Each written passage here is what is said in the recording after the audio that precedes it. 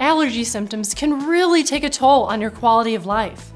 If you struggle with seasonal allergies, one treatment your healthcare provider may recommend is Flonase. Here's what you need to know if you're thinking of taking this medication. Nasal allergies occur when you breathe in small particles of pollen through the nose. Your immune system then overreacts to these objects, triggering an immune response that includes runny nose, itchiness, and watery eyes. Flonase is a corticosteroid that you spray into your nostrils. It helps lower inflammation, so it can reduce sneezing and a runny nose. Your medication may look different depending on many factors.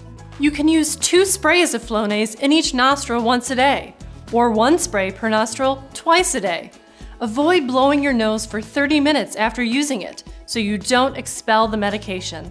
Flonase should not be used on a daily basis for longer than 6 months.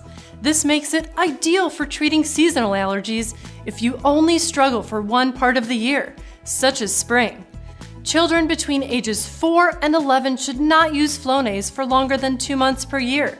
If you or your child has allergy symptoms year-round, your prescriber may recommend a different type of treatment. Both your prescriber and pharmacist can answer questions or provide tips for taking Flonase.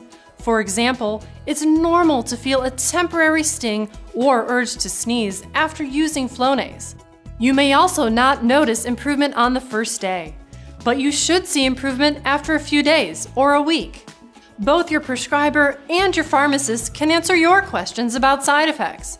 These are typically rare with Flonase, but they may include headaches, sore throat, nosebleeds, and a temporary stinging in the nose. If nosebleeds become frequent, contact your doctor. Don't be afraid to ask your pharmacist or provider about affordability. These days, there are many low-cost ways to get your medication.